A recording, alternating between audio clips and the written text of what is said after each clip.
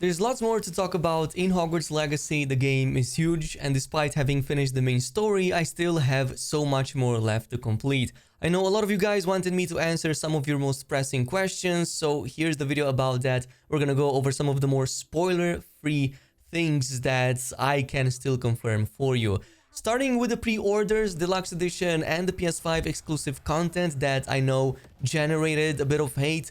Now, for the content that everyone can get, which is the fan club robe and the mask, the game prompts you to link them right from the very start, and they'll give you a unique code that you can add to your online accounts. And that will include the wand customization as well, by the way. So whichever wand the quiz gives you, you will see that option appear on top of all of the other options that you get in game for wand customization. Also, quick note on the wand customization: while it's true that you only get to pick it once and then you're settled for the entire, like, the game, you do get options for the handles, and there's like dozens of them that you can get at various points through side missions, side content, and randomly out in the open world. So yes, there is wand customization on top of just picking it outright. Now, for the Deluxe Edition, you get the Dark Arts pack, which includes the armor. This is unlocked to you as a skin as soon as you reach Hogwarts and have unlocked the fielding guide. And by the way, you have to enter the gear menu this way, hover the cursor over the category you want to select, and then just press square to apply the available customization options. It's definitely a very good looking and unique set, by the way, not like some of the other low quality extras that you get with other games. The pieces feature skulls and a black and white fire effect that are both animated, so there's some really nice, like, high quality over here. Obviously, in-game options also exist, but this lets you stand out more early on. Now, the other Deluxe Edition item is the Thestral Mount, and you'll only get to play with this one once you've unlocked this box that summons all of your other beast companions, which also comes right after you get the Hippogriff Mount from the main story. There's not much difference between the flying beast mounts besides aesthetics from what I know, so if you take the Hippogriff or the Thestral, I don't think there's any difference, at least not from what I've noticed. The third and final reward for Deluxe Edition is going to be the Dark Arts Arena, which you find right here towards the entrance of the Hidden Woods. You basically have to destroy about 10 of these vases and then unlock the statue, which is going to give you access to the arena itself. You likely already saw gameplay of it. I think it's pretty good because it lets you test all of the skills in the game, even if you didn't unlock them just yet, or if you're at the start of the game.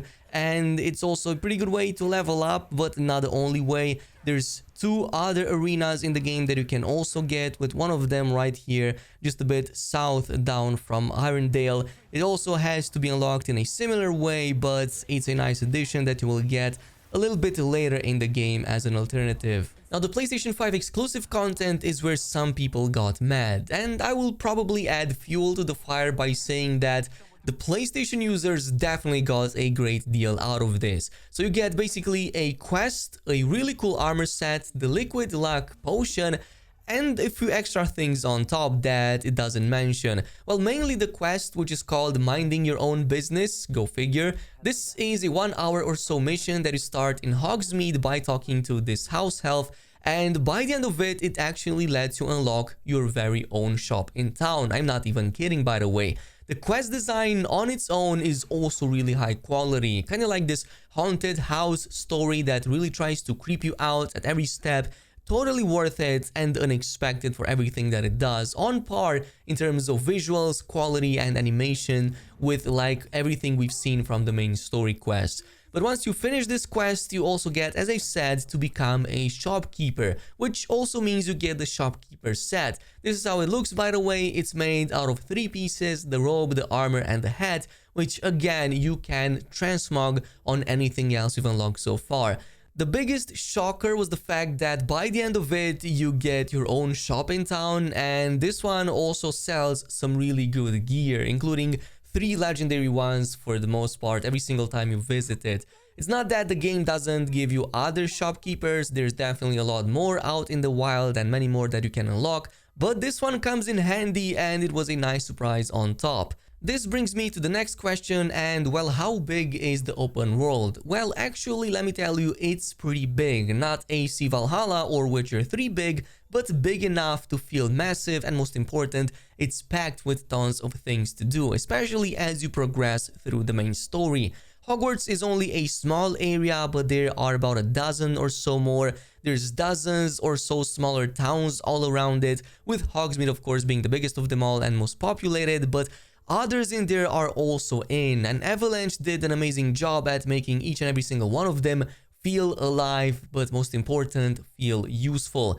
Every new town has its own side quest, its own characters, usually a vendor or two to buy cool stuff from, and at least a few puzzles and treasures nearby. In fact, all of these houses, in them, you will see they are fully enterable. And yes, this even includes the ones that are locked. You will just need a higher lockpicking skill in order to unlock them, but all of them will provide treasure chests and other cool things. Which also brings me to the next point, because I want to expand on my review impressions when I said most choices are surface level, because choices don't really matter, but sometimes they do. That's why I said that they feel more surface level, because they're kind of like a one-off thing or a quick acknowledgement from someone rather than a more permanent and obvious consequence. Heck, even playing completely evil, as I've explained in the review, doesn't really bring any dire consequences besides a few remarks here and there, at least not from what I was able to see by playing a whole week. I personally don't find this as a bad thing, and someone actually told me a very good comparison between being evil in Hogwarts Legacy and how it feels like being the ghost in Ghost of Tsushima. I don't think I could have come up with a better comparison myself, but in both of these games, you have a choice, a gameplay decision to make, to use or not to use certain powers that would otherwise make you feel very powerful. But the game will do very little besides a few interactions to punish you for that. Just like how nobody tells you to not be the ghost in the samurai game, nobody tells you not to be evil in Hogwarts Legacy either. Even more so when you use something like the killing curse, you use it because you want to and because it just like feels good. You don't always need to do it, and you don't always will, because maybe some of the other spells are a bit more cool to cast, even though they might take longer to take down the same enemy. And speaking of that, yes, some enemies will have counters even for the killing curse. This brings me to the common room situation, and probably my only, let's just say, slight disappointment about Hogwarts Legacy. The house you pick is again more of a roleplay thing and not something that will imply 4 divergent narrative branches if you were thinking about that. Like, you'll probably not even visit them again past your first day, and there's very few like things that depend on your house choice. Probably the only one is the house reward, which is specific to all of the 4 houses, but that's about it. I don't even recall getting a side quest from the Slytherin room, by the way, and I don't ever recall losing access to anything because of my house choice. Which brings me to the next question about content urgency, or if there's a risk of losing access to missions should you forget to do them in time. Well, let me just tell you that no, there's no time-sensitive missions, at least not from what I am able to tell from the hours I played, and pretty much everything is accessible at some point, but you will need to discover it. So if you don't see it on the map, it's likely because you didn't go and explore that area, or maybe you didn't progress enough in the story for it to reveal itself. But once it does, it's going to stay there for the most part. There's going to be neat little things that the game does, however, to make it feel like it's urgent for you to complete some of its side content in time, and especially so side missions from characters, and even more so the assignments from your professor. They teach you a lot of the very strong spells, so there is an urgency in learning these just so that you can become a lot stronger or see how they become useful in your own gameplay, but nothing time limited if you are wondering.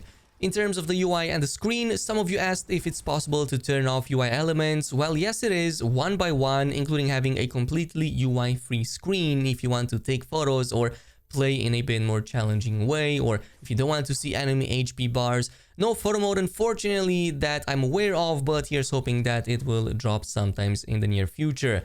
And finally, endgame wise, for those who still wonder, yes, there is plenty of endgame, including a post-story to the story that you will still want to complete. I think it's done in a really nice and sensible kind of way. Just because you're finished with the main narrative, it doesn't mean you stopped being a student just yet. Plus, for me at the very least, even though I made sure to complete as much of the side content as possible during the main story, there's still, as you can see, so much more left to do.